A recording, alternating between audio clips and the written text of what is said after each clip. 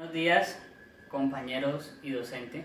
En este momento voy a hacer un análisis del capítulo 1, capítulo 2 y capítulo 3 del libro Diagnóstico Organizacional de Elizabeth Vidal Arizabeleta. Bueno, en el capítulo 1 encontramos una pregunta muy importante: ¿qué ha cambiado en la economía, la industria y las organizaciones en el siglo XXI? Bueno, para responder a esta pregunta debemos pensar un momento en los cambios trascendentales que se dieron en el siglo XX, cambios muy significativos en los cuales encontramos a principios del siglo XX la creación de los ordenadores. En el año 1939 al año 1945 encontramos la creación de los primeros ordenadores digitales. A partir del año 1969 encontramos la creación del Internet, y por los años 70 vemos la producción y masificación de los equipos celulares. Bueno, este sector industrial en el siglo XXI tiene una gran influencia en las nuevas tecnologías de la información, por esos avances tecnológicos que se dieron en el siglo XX, como les comentaba, y ejercen una gran influencia en la gestión interna de las organizaciones. Vemos cómo se ve la creación de la nueva economía digital, donde vemos la innovación de la tecnología y se involucran los bienes y los servicios. Vemos que la economía tradicional, la información y la producción se hacía en físico, el dinero en efectivo, los cheques, los mapas y los documentos se relacionaban con los bienes y los servicios. Ahora, en la nueva economía digital vemos un cambio en los servicios de mercado. Vemos que hay ahora industria en las redes y servicios financieros.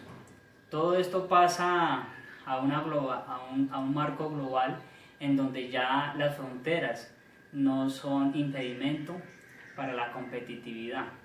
Entonces, este es el énfasis de qué ha cambiado en la nueva economía de este siglo presente, y es el uso masivo de las redes sociales, de todo lo que tiene que ver con lo digital en nuestras organizaciones.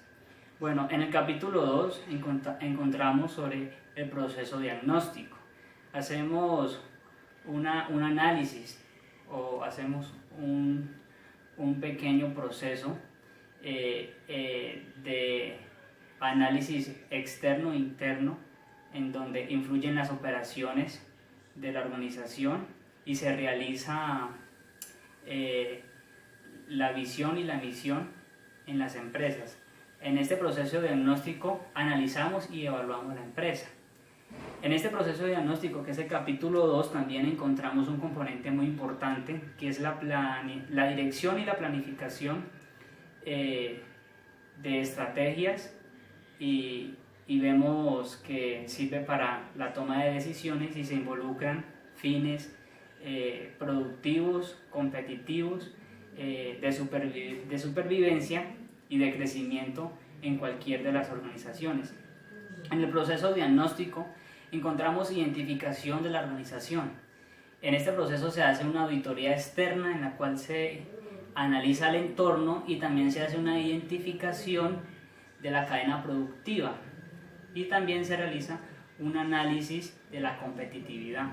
En este proceso diagnóstico encontramos también una auditoría interna donde se hace un análisis del direccionamiento de la organización, tales como la visión, la misión, la política, los objetivos, las metas y las estrategias. También encontramos en este proceso diagnóstico una auditoría interna en donde se hace un análisis de los factores internos.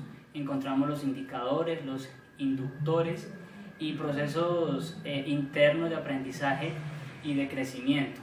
También encontramos en el proceso diagnóstico la descripción y el análisis del macroproblema de las organizaciones. Se realiza el diseño de las estrategias y por último se genera el nuevo plan estratégico. En el capítulo 3 encontramos otra pregunta, y es ¿qué y cómo medir? En este capítulo lo que hacemos es evaluar el desempeño de las organizaciones, establecer las diferenciaciones entre los indicadores y entre los inductores, también establece las áreas de medición y de esa manera comprendemos cuál es el funcionamiento y cómo se realiza ese funcionamiento de las organizaciones. Hay algunos aspectos a medir en una organización o una empresa, y estos aspectos es el entorno de la organización, el direccionamiento estratégico, la parte financiera de la organización. También hacemos una evaluación y un seguimiento de los clientes. También realizamos procesos internos para conocer aspectos de la empresa, y se hace la formación y el crecimiento en las organizaciones. Entonces, este es un pequeño análisis de los capítulos 1, 2 y 3 de este libro Diagnóstico Organizacional.